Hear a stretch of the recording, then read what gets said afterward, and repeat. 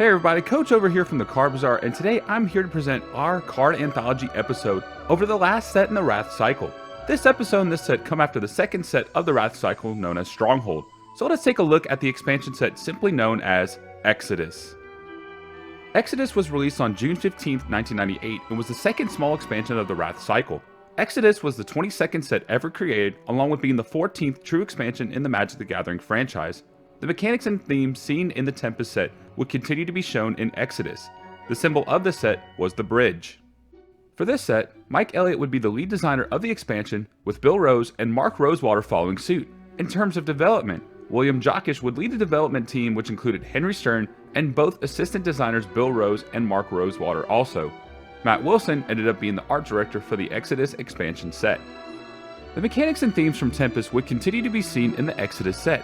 The evasion keyword Shadow would be seen in cards such as Dauthi Warlord and Soltari Visionary, while the ability Buyback, which was the tactic used to get recently casted spells back to your hand, would be seen in cards such as Allay and Shattering Pulse.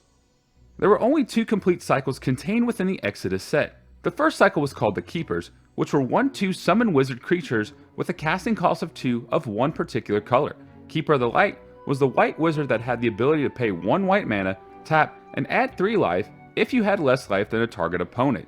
Keeper of the Mind was the blue wizard that had the ability to pay 1 blue mana, tap, draw a card if your target opponent had at least 2 more cards than you did.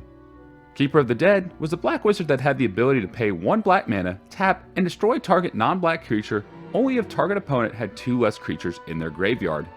Keeper of the Flame was the red wizard with the ability to pay 1 red mana, tap, and deal 2 damage to target opponent if that opponent has more life than you did. Keeper of the Beast was the green wizard that had the ability to pay 1 green mana, tap, and create a 2/2 green creature only if target opponent controls more creatures than you did. The other cycle were the Oaths, which were enchantment cards with upkeep effects that was used to equalize resources with an opponent in some way. The Oath cards could be used by either player during that player's upkeep phase.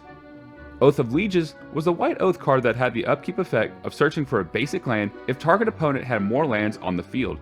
Oath of Scholars was the blue Oath card that had the upkeep ability to discard their hand and draw 3 cards if that player's target opponent had more cards in hand. Oath of Ghouls was the black Oath card that had the upkeep ability for a player to be able to return a creature to their hand if their target opponent has less creatures in their graveyard. Oath of Mages was the red Oath card that could deal 1 damage to target opponent if that opponent had more life. And Oath of the Druids was the green Oath card that let a player reveal cards until a creature card was revealed. That card would be placed on the battlefield with the other revealed cards going into the graveyard. This Oath card could only be activated if target opponent had more creatures on the battlefield. Oath of Ghouls would end up being one of the slightly better cards as it was part of the recurring survival deck by Raphael Levy. That deck would end up being a semi-finalist in the 1998 World Championships. The storyline of Exodus continues the adventure of the crew of the skyship Weatherlight. The Weatherlight crew had rescued and recovered Captain Sisay and pieces of the legacy weapon. The crew must now retreat through Volrath's stronghold and escape through the portal that would take them out of the Plane of Wrath. The antagonists Volrath and Gren Ilvek are trying to reclaim the pieces of the legacy weapon, but must attend to the assault of the stronghold by the combined efforts of Elves, Kor, Vek, and Dai. This combined assault was planned by none other than Gerard Capuchin. Meanwhile, Krovax, the noble who was taken in by the skyship Weatherlight crew, has been changed with his new thirst for blood and power, threatening to destroy the entire skyship Weatherlight. The set size was a total of 143 cards, with 55 commons such as Predatory Hunger and Cat Burglar, 44 uncommons such as Treasure Trove and Mog Assassin, and 44 rares, which included cards like Workhorse and Paladin and Vek. The set was also separated into 74 creatures, 10 sorceries, 15 instant spells, 12 artifacts, 35 enchantments, and 1 land, with a few of the creatures also counting as artifacts. According to MTG Stocks, the average price of an Exodus card is $2.21. 4 pre-constructed decks were made for Exodus and included cards from the set along with cards from the Tempest and Stronghold sets. The decks were called Dominator, which was a blue themed deck, Groundbreaker, which was a black and red themed deck, White Heat, which was a red and white colored deck, and Widowmaker, which was using the color scheme of blue and black. There was no green flavored theme decks in this expansion of theme decks. There were also reprints in this set as well. Reprints include Angelic Blessing, which is a white sorcery card that gave a target creature +3/+3 and flying. Charging Paladin, which was a 2/2 human knight that received 3 more toughness when it attacked. Raging Goblin, which is a 1/1 creature that only had to be cast for 1 red mana and had haste. Theft of Dreams, which was a blue sorcery card that for each tapped opponent creature, you drew a card.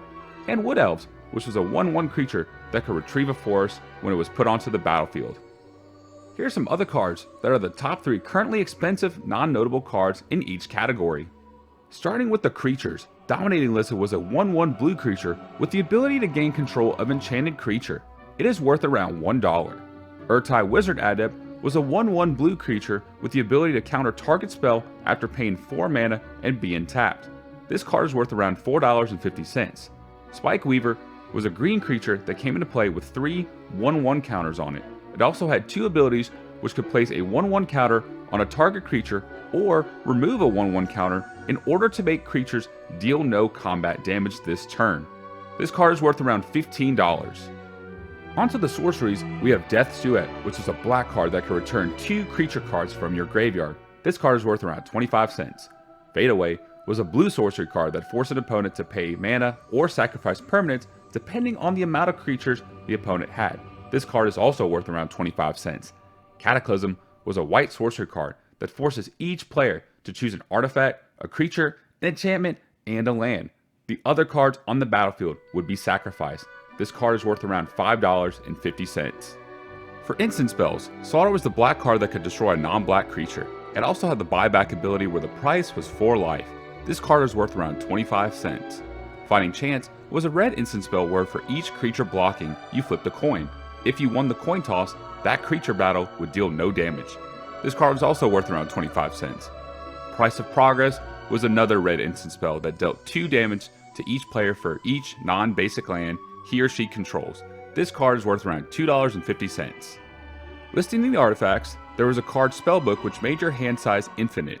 This card is worth around 65 cents. Erratic Portal was the card that could force an opponent's creature to be returned to the hand unless the controller pays 1 generic mana. This card is worth around $1.25. Sphere of Resistance was the card that made spells cost 1 generic mana more expensive to cast. This card is worth around $17. The last category is enchantments. Seismic Assault was a red card that whenever you discarded a land card, you dealt 2 damage to target creature or player. This card is just under $2. Reconnaissance is a white enchantment card that can remove target attacking creature you controlled from combat and untap it. This card is worth around $2.50. Mana Bound is a green enchantment that would let you reveal your hand at the end step.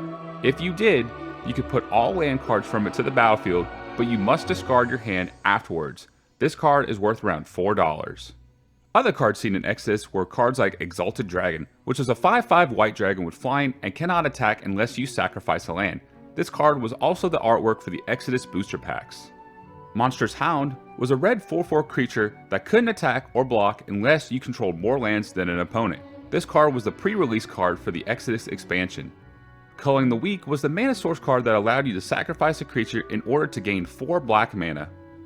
Soul Warden was a 1/1 white creature that made you gain 1 life when a creature came to the battlefield. This card would later be seen in Modern and EDH, in token decks and life gain decks. There were 8 notable cards from the Exodus set. The first was Mind Over Matter, which was a blue enchantment card that made you choose and discard a card in order to tap or untap target artifact, creature, or land.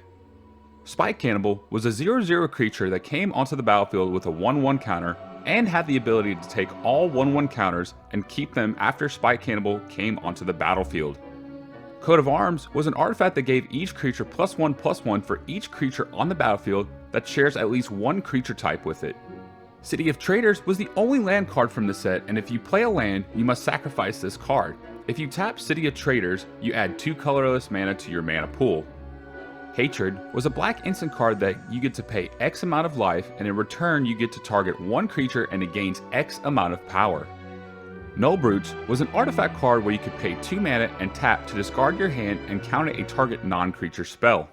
Recurring Nightmare was a black enchantment card with the ability to sacrifice a creature and return this card to your hand. If you do, you may return target creature from your graveyard to the battlefield. This card could only be played when you could cast a sorcery. And finally, Survival of the Fittest was a green enchantment card that had the ability to pay 1 green mana with also discarding a creature card in order to search your library for another creature card, reveal it, and put it into your hand. This card, along with Recurring Nightmare, were part of many strong decks at the time called Recurring Survival, which obtained quite a few number of top 8 spots at this point in time. On December 7, 2009, Exodus was released on MTGO along with the second Wrathblock expansion, Stronghold, being re-released with it. A sealed box of Exodus is worth around $450. So that is all I have today for this episode of Card Anthology. Please let us know in the comments what you thought about this episode and the cards contained inside the set. We always like to know what you guys think every time you guys watch an episode of Card Anthology. Next week, we'll be going over Portal 2nd Age, so be on the lookout for that episode next Sunday. If you enjoyed this video, please sure to hit that like button, share this video, and subscribe to the channel if you have not done so already. Visit us on our social media pages such as Facebook, Twitter, and the MTG Amino app by clicking on the links below. Be sure to also check out my interview on the channel They Said We Said, where channel host John interviews me on some of the issues of the MTG community, so I'll leave a video link in the description below. Thank you guys for so much of the continued support. This is Coach signing out, and I will see you guys next time at the Card Bazaar.